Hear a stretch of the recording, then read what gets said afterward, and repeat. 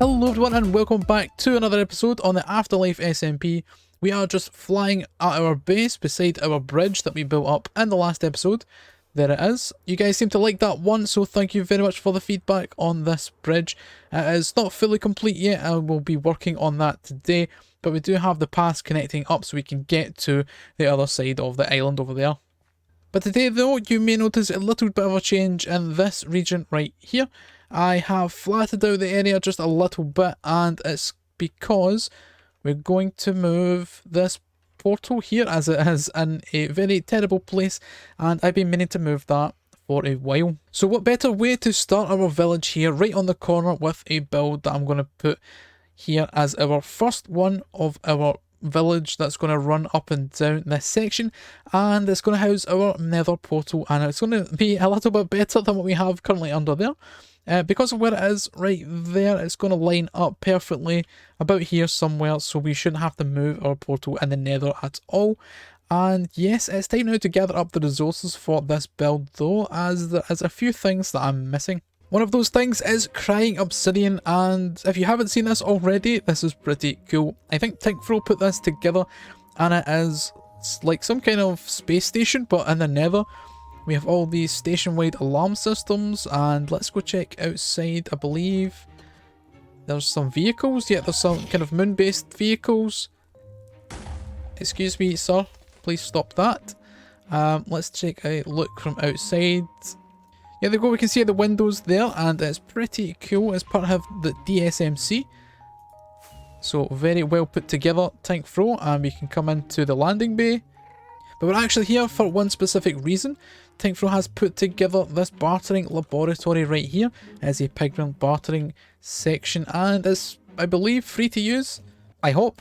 But I did bring along some gold, so let's just take, yeah, let's go for 3 stacks and see how that gets us. So I believe we can throw, nope, not that. We can throw this in there. Click that lever and it will do some trading. So these guys will give out Crying Obsidian, so that's what we're after. I need around half a stack, so we'll see what we get. So I'll hang out a little bit here and see how much we get for 3 stacks of gold.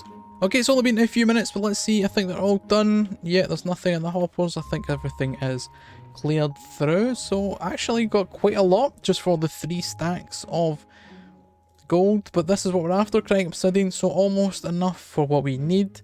Quite a lot of actual other useful things, decent amount of quartz and things like that. So yeah, I'm going to throw in a little bit more gold and I should get the Crying Obsidian I need, and then we can head back to the base. Before we get to work building up the portal house right there, I want to show you what I've done to the bridge. I realised that it was a bit of a mob trap and don't want people crossing the bridge and getting killed by creepers and things like that. So I've taken some time to light it all up. I've got a little bit of lighting here, and then I've got these carpets that run up the sides with the purple wool. I like the purple here. There's nothing really too much that goes with this crimson to hide lighting under, but at least here the purple goes with the amethyst. So these strips run all the way up, and there is lighting torches underneath of the carpet.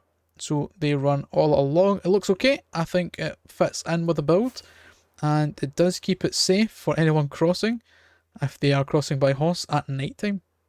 Now it's time to get some building done. I have gathered the resources in these boxes and things here. So let's jump into a time lapse, and I hope that you enjoy. Let's go.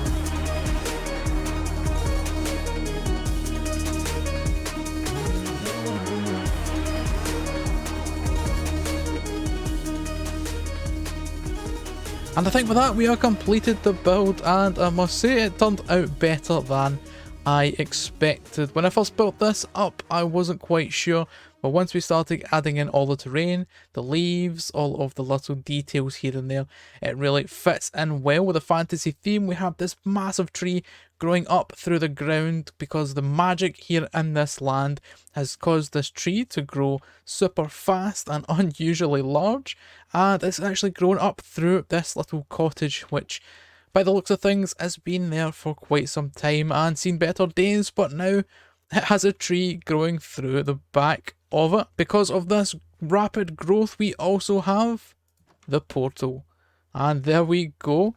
We have our portal room now, and I've decorated it out using some of the obsidian and crying obsidian that we tried to get earlier on in the episode, and it just makes this room look like it's being infected by this portal coming through the back here. And I've disabled the one down underneath, so this will be our main portal going forward. But with that project now wrapped up and our start to our village has begun, as you can see we are going to be walking down this pathway with buildings here on the right hand side and some more on the left, and it's going to feel nice and closed in and lots of detail everywhere. But before we get to any of that, we do need to sort out our storage. Last episode we put some chests over here, and I've been doing a little bit of work trying to organise what's going to go where and how I want to label it.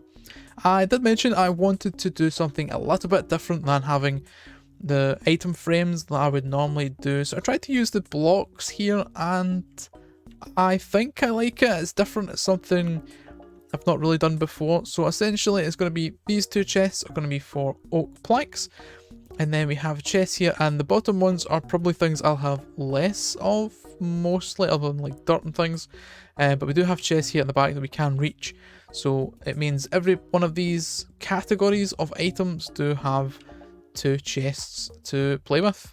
So what do we actually have? Obviously we have all of our wood types here. We have some other decoration type blocks, more decoration blocks down the bottom. We have lighting, and then all of our vegetation, farming items and blocks down here. We have all of our ores and fancy redstone things going to be in these ones. We have, this one's going to be, I mean, it's an armor stand, but it will be pushed inside of a block, and you should hopefully just see the helmet, and it'll be for like tools, armor, that kind of thing.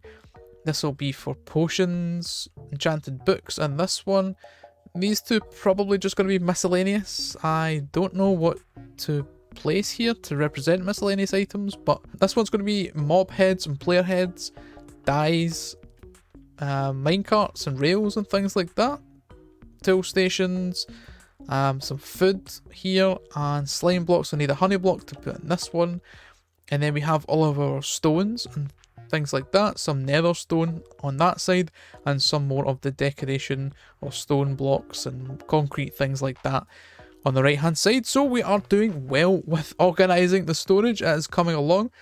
I don't yet have a design for the room. All of the stone will be changing, don't you worry. And I do actually need to move everything over. I will be moving that block as well, but I don't have anything in these chests at the moment, so that is my task in between episodes, I think, to cart over all of our materials to the actual storage room so we can start taking advantage of all those extra chests. So guys, that's going to have to do it for today's episode. I hope that you enjoyed, and I hope that you like the build that we placed here for our portal and the starting of our little village project here. But guys, with that, I want to thank you very much for watching, and until the next one, bye bye.